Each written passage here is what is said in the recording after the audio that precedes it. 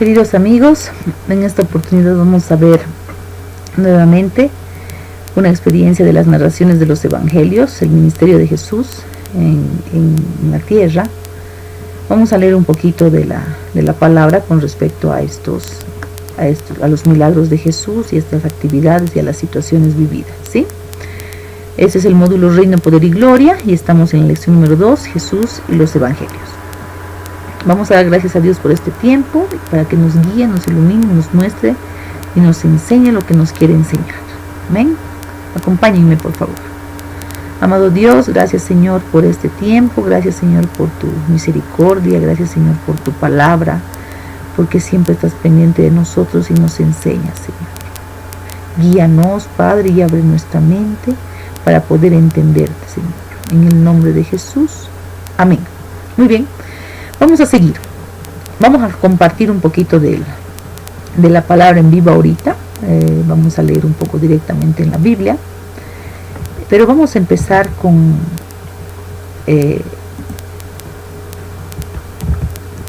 este título que indica el valor de contar con 4 narraciones de la vida de Jesús.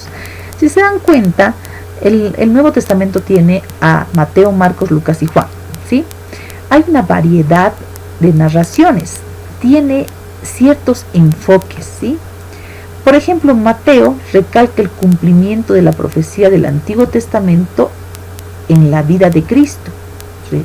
O sea, prácticamente es como para enfocado a los judíos, o sea, va aquí para todos los gustos, digamos, ¿no? Va enfocado a los judíos porque ve el cumplimiento de la profecía de los profetas del Antiguo Testamento que habían hablado de la venida de Cristo y de lo que iba a hacer.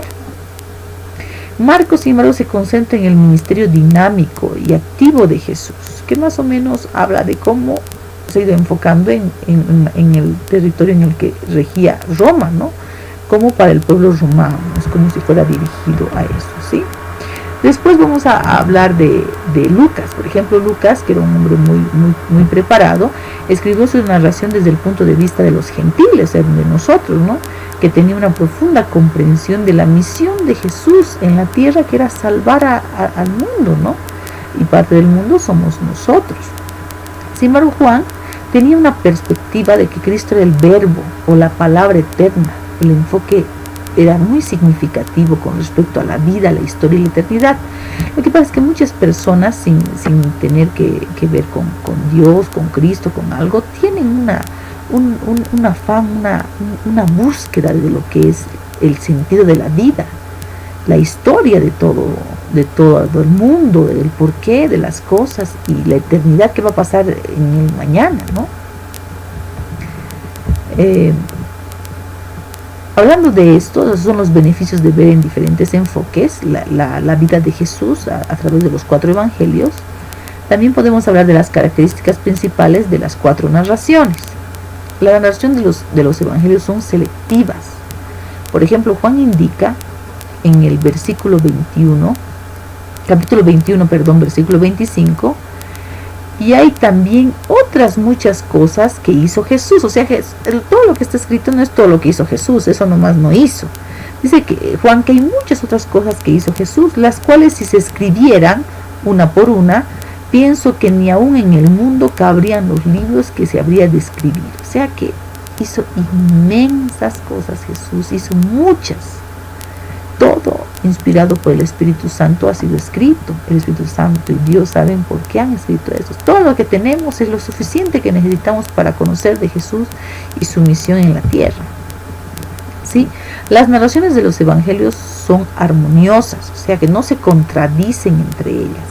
Cada autor fue selectivo para escoger su material, pero siguieron un patrón básico, que hasta sabían dónde querían llegar, qué cosa querían mostrar. Se desarrolló eventos importantes en la historia. Uno de ellos, el primero, que sigue ese patrón todos los evangelios, los 4 evangelios, es la introducción de Jesús a su ministerio público por Juan el Bautista.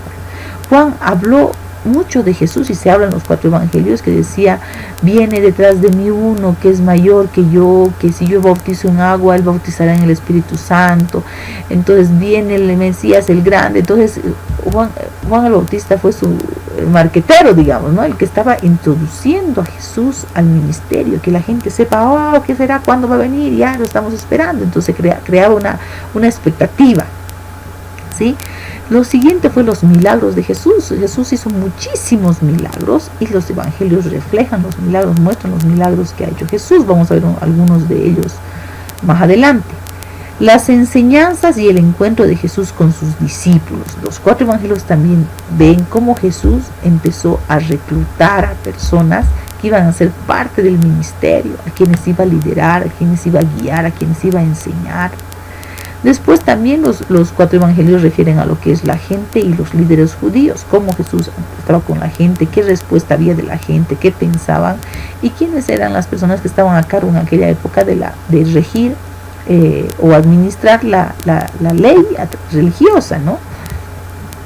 También podemos hacer énfasis que la mayoría de los eventos que sucedieron en Galilea o en Jerusalén están en los 4 evangelios, ¿no? Los 4, con su enfoque, los 4 los han tomado en cuenta.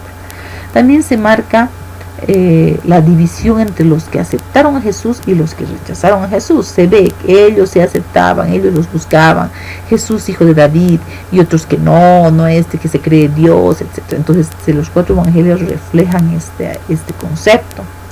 Los 4 evangelios también muestran la entrada triunfal de Jesús a Jerusalén. ¿Se acuerdan cuando se sentó en el burrito, en el asno? Estaba entrando a Jerusalén y le pusieron palmas, sus ropas, que esto y todo. Entonces lo glorificaron a Jesús y reflejan los 4 evangelios. Posteriormente a eso también los 4 reflejan desde su perspectiva el arresto de Jesús, cómo fueron, lo tomaron, ¿no? Y lo entregó Judas con un beso, etcétera, y se lo llevaron a Jesús.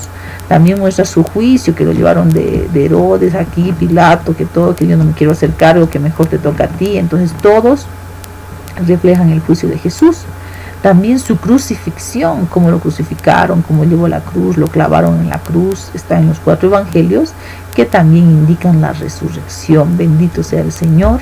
Muestran la resurrección de Jesús, los 4 evangelios. Todas estas narraciones hacen referencia a las profecías que estaban anteriormente en el Antiguo Testamento, ¿sí? Los periodos de la vida de Jesús, ¿sí? A Jesús se los preparó para el ministerio. Reflejo de nuevo esto para que quede claro lo enumerado de esta manera: el ministerio en Galilea, los tiempos de la seclusión, el ministerio en Judea, el ministerio en Perea, la semana de la pasión, lo que refleja al juicio, etcétera, y la resurrección de los eventos posteriores a la resurrección, que es la ascensión, cuando se apareció a los discípulos, etcétera, ¿sí? Aquí tenemos otro mapa en lo que respecta a lo que he mencionado: Perea, aquí está Judea, Samaria, Galilea, y aquí está el mar Muerto y el mar Mediterráneo y el mar de Galilea, ¿no? Que, bueno, se parece mucho al lago Titicaca, el nuestro, pero este es el que está cerca de las poblaciones de Capernaum, Nazaret, Magdalena, Tiberias, por donde Jesús andó, Nazaret, donde se crió Jesús, etcétera, ¿sí? Si ustedes pueden ver el reflejo de los colores, aquí indica lo que estaba dominado por Pilatos, donde dominaba Herodes y donde estaba Filipo, ¿sí? La vida secuencial de Jesús, la vida temprana y la natividad de Jesús. Vamos a ver un poco de eso. La predicación de Juan en la primera Pascua, y la segunda, la tercera, la Semana Santa, la muerte, el entierro y la resurrección, y los 40 días después de la muerte. Es más o menos la vida de Jesús, ¿sí? Vamos a ver los viajes de Cristo. Por ejemplo, vamos a ver un poco lo que refleja en Lucas 2. Yo por favor les digo que lo puedan leer, los 4 evangelios, porque habla de lo que María y José, en Lucas 2, salieron de Nazaret hacia Belén, porque ellos vivían ahí para poder empadronarse, porque hicieron un llamado al censo, ¿no? Y fue donde nació Jesús. Después de que Jesús nació y que los sacerdotes vinieron, le dieron ofrendas a Jesús, Herodes quería liquidarlo, ¿no? Porque dijo, no, el rey de los judíos no puede hacerme esto. Entonces ellos huyeron de Belén a Egipto porque el ángel le apareció a José y le dijo que sacara a María y a José. Eso se refleja en esta parte, ¿no? Que ya viajó Jesús con sus padres. Y luego de Egipto a Nazaret, donde él se crió. Nazaret en el río Jordán para bautizarse, luego en el desierto de Judea. Entonces se acuerdan que Jesús, para empezar su ministerio, todo fue al río Jordán, donde estaba bautizando Juan el Bautista, y Jesús vino a ser bautizado, y donde recibió el Espíritu Santo en forma de paloma. Refleja estos versículos. Bien, esto por favor vamos a tratar de leerlos para saber los viajes que Jesús ha hecho. Luego Jesús fue a Jerusalén, ¿no?, para pasar la Pascua, y aquel entonces hubo un incidente en que en el templo, aquí refleja en Juan, en que en el templo estaban vendiendo, ¿no?, haciendo comercio, etc. Entonces Jesús siente una indignación, y él prácticamente los echa del templo y les indica para qué era el templo, reflejando cómo debería ser el templo, que nosotros ahora somos templo del Espíritu Santo, con respecto a las otras situaciones que nos perjudican, ¿no?, el no cuidar el templo del Señor, ¿sí? Después Jesús bautizó a muchas personas, que indiquen Juan, y la parte de Samaria y Sicar yendo hacia Galilea, en Juan 4, 1 y 4, quisiera que lo leamos. Juan 4, 1 y 4, si me pueden seguir. En Juan 4, 1 y 4 dice: cuando pues el Señor entendió que los fariseos habían oído decir, Jesús hace y bautiza más discípulos que Juan. Imagínense, estaban haciendo comparaciones. Entonces, aunque Jesús no bautizaba sino sus discípulos, o sea, indica que sus discípulos eran los que bautizaban, salió de Judea, estaba viajando, y se fue otra vez a Galilea, y le era necesario pasar por Samaria. Vino pues a una ciudad de Samaria llamada Sicar, junto a la heredad que Jacob dio a su hijo José. Y estaba allí en el pozo de Jacob. Entonces Jesús, cansado del camino, se sentó junto a un pozo, y era la hora sexta, y vino una mujer de Samaria a sacar agua. ¿Recuerdan la mujer de Samaria? No sé si ustedes han visto esta parte en la que le dice: dame de beber agua. Y él dice: ucha, tú siendo judío me pides a mí de beber, yo soy samaritana, ¿y qué tiene que ver? Y, ¿no?, le decía más o menos Jesús, haciendo referencia, parafraseando, porque los judíos y samaritanos no se tratan entre sí, o sea, prácticamente los judíos eran especiales, ¿no? Pero Jesús lo que quería era salvar su vida, y entonces él le dice que le iba a dar agua de vida, ¿no? Entonces, más o menos una de los viajes de Jesús. Volviendo, nosotros podemos ver también, si vemos aquí hay algunos relatos, pero me gustaría que veamos la parte de la muerte de Juan. En realidad vamos a ver Jesús rechazado en Nazaret, que es en Marcos 6, o cuando caminó sobre las aguas, cuando le dijo a Pedro: Pedro, ven, porque Jesús estaba como un fantasma caminando en las aguas, y lo ven sus discípulos y le dicen: ¿quién eres?, ¿no? Y lo ven, y Pedro le dice: yo quiero ir contigo. Y él le dice: ven. Y Pedro dudó y casi se hunde, ¿no? Entonces aquí podemos ver algunas de las partes del ministerio de Jesús. Vamos a pasar un poco rápido para que ustedes lo puedan analizar y puedan leer, porque les pido por favor que lean los 4 evangelios. Sé que lo han debido leer mucho, pero léanlo de nuevo detalladamente, pidiendo revelación al Señor, y también como han sucedido, imaginándonos los sucesos que han pasado, ¿no? Vamos a leer un poco de Lucas 13:31. Me gustaría que veamos a Lucas 13:31, donde dice, habla un poco de la amenaza. Dice, por ejemplo: aquel mismo día llegaron unos fariseos diciéndole: sal y vete de aquí, porque Herodes te quiere matar. O sea, lo estaban botando a Jesús. Y les dijo: id y decid a aquella zorra: he aquí echo fuera demonios y hago curaciones hoy y mañana, y al tercer día termino mi obra. al tercer día termino mi obra, refiere más o menos a su muerte también.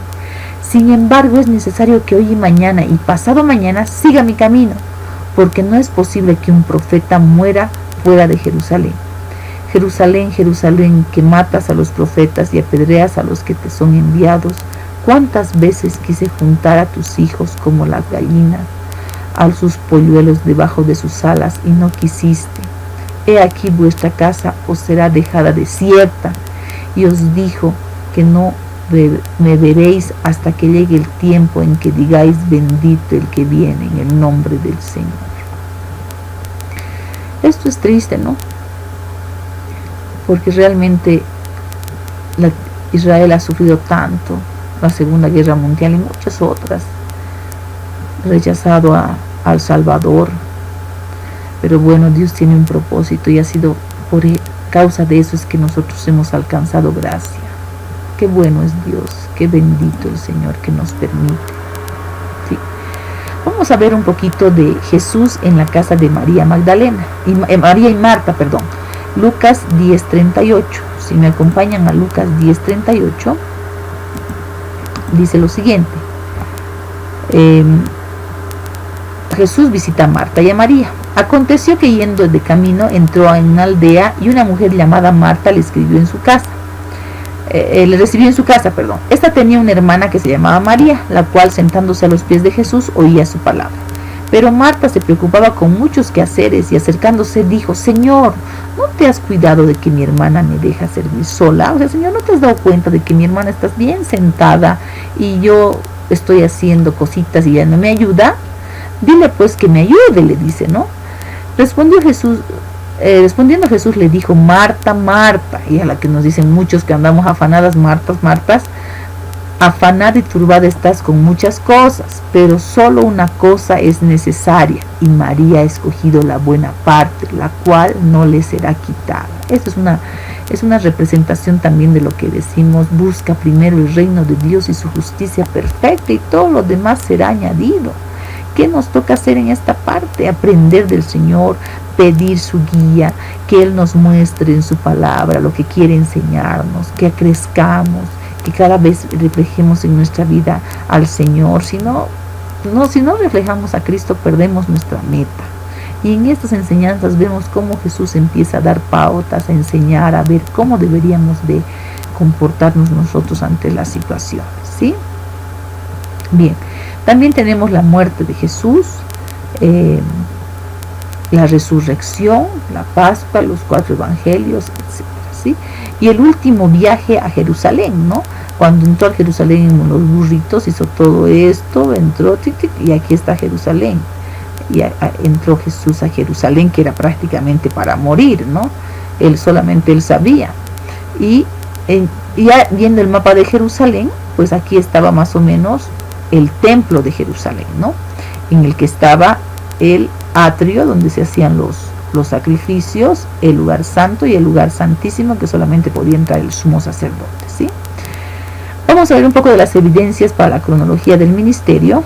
Por favor, van a leer los 4 evangelios. Vamos a dialogar el día sábado de los 4 evangelios y del ministerio de Jesús, de los milagros que ha hecho Jesús. Pero vamos a ver un poquito de la Pascua que ya hemos aprendido, pero quiero que leamos Juan para terminar, Juan 2, 13 y 23. ¿Sí? Perdón, voy a volver un segundo. Juan 2, 13 al 23. Bien.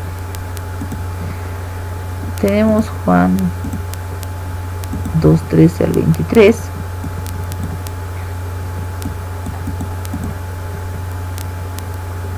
Indica, cuando Jesús purifica el templo, hemos visto esto. Quiero leerlo con ustedes para que ustedes puedan hacer referencia a la situación que había en el templo, y ahora siendo nosotros templo del Espíritu Santo, debemos de identificar qué cosas deben estar en nosotros que nos edifique y qué cosas hay que desecharlas definitivamente. Juan 2.13 dice: estaba cerca la Pascua, o sea, estaba cerca la fiesta más importante de los judíos, y subió Jesús a Jerusalén, y halló en el templo a los que vendían bueyes, ovejas, palomas. O sea, en el templo era un desastre, bueyes, no son chiquititos, ¿no? Ovejas, palomas. Y los cambistas allí sentados estaban cambiando dinero, haciendo trueques, qué sé yo. Y haciendo un azote de cuerdas, echó fuera, imagino que él azotó con una cuerda, echó fuera del templo a todos, les dijo, fuera de aquí. Y las ovejas y los bueyes, y esparció las monedas de los cambistas y volcó las mesas. No me imagino mucho a Jesús así, pero es como el Señor viene a limpiar nuestro corazón, ¿no? A sacar todo lo malo y a reinar en él si nosotros le permitimos. Y dijo a los que vendían las palomas, quitad de aquí esto y no hagáis esto en la casa de mi padre, porque esto no es mercado. Entonces se acordaron sus discípulos lo que está escrito, el celo de tu casa me consume. O sea, estaba escrito, definitivamente esto ya estaba escrito antes por los profetas, y era el cumplimiento de la ley, ¿no? del Antiguo Testamento. Y los judíos respondieron y le dijeron, ¿qué señal nos muestras ya que haces esto? Respondió Jesús y les dijo, destruid este templo y en 3 días lo levantaré. Dijeron luego los judíos, en 46 años fue edificado este templo, o sea, 46 años, y tú en 3 días lo levantarás. Mas él hablaba del templo de su cuerpo, por eso está hablando, en 3 días destruiré este cuerpo y en 3 días lo levantaré. Por tanto, cuando resucitó entre los muertos, sus discípulos se acordaron de lo que había dicho y creyeron la escritura y la palabra que Jesús había dicho. Qué maravilloso, por eso debemos darnos cuenta, ahora hay muchas cosas que nosotros lo pasamos mucho a lo físico. Por eso quería leer esta parte con ustedes, hermanos, porque no hay gente que tiene celo de la casa física, que dónde voy a hacer, que por qué eso, que le dedicamos mucho a lo físico, siendo en aquella época en ese templo moraba Dios, porque no estaba en nuestros corazones, ¿no? Era la ley, no teníamos el Espíritu Santo como ahora, él moraba en el arca, etcétera, ¿no? Sin embargo, ahora el templo somos nosotros. Entonces, de que tenemos que tener celo de tu casa me consumes, somos nosotros con nuestro cuerpo, y no tanto así la parte física, ¿no? Porque la adoración es en nosotros mismos. Si bien tenemos una congregación, que puede ser una casa, que puede ser un lugar donde nos reunimos, porque dice la Biblia que debemos de congregarnos, también para que la iglesia se reúna, vive en comunión, ¿no? Pero lo que más debemos cuidar nosotros, pues es nuestro cuerpo, ¿no? Bien, evidencias para la cronología del ministerio, ¿sí? Cuando nosotros vemos, por ejemplo, esta parte que refiere a los vientos, ¿sí? Habla de lo que refería a las tormentas repentinas dentro del mar. ¿Se acuerdan? Por ejemplo, dice Marcos 4:35, 41. Vamos a verlo, por favor, como referencia para pasar esta parte. Marcos 4:35, 41, para que ustedes también lo puedan buscar.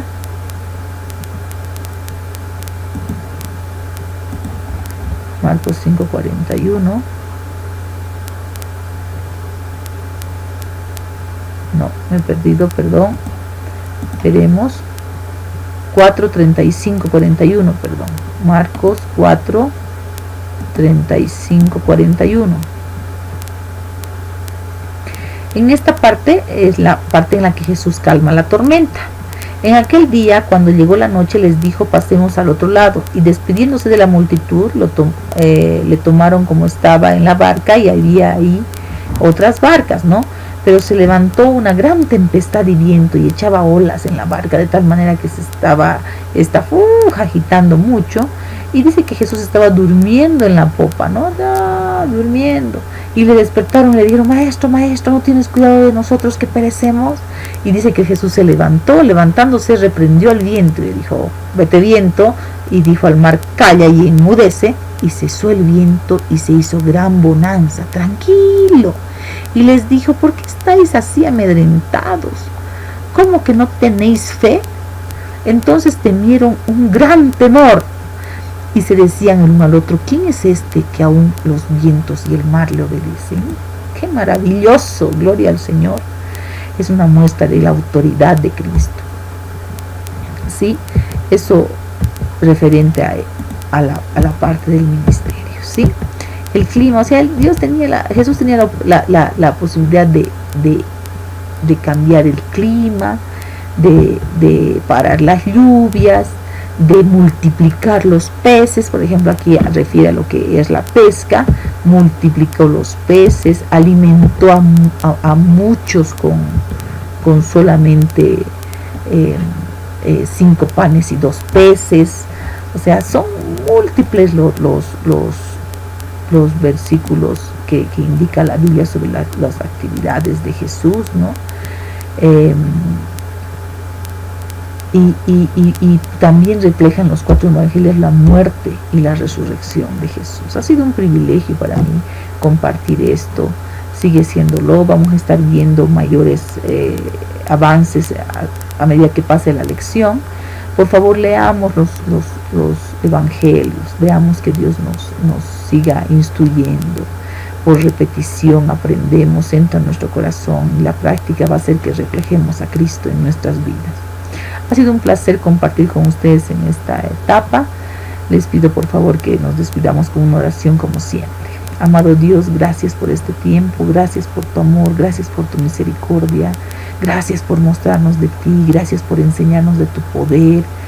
Para ti nada es imposible, Señor. Guarda nuestros corazones y transfórmanos conforme a tu voluntad. En el nombre de Jesús, amén.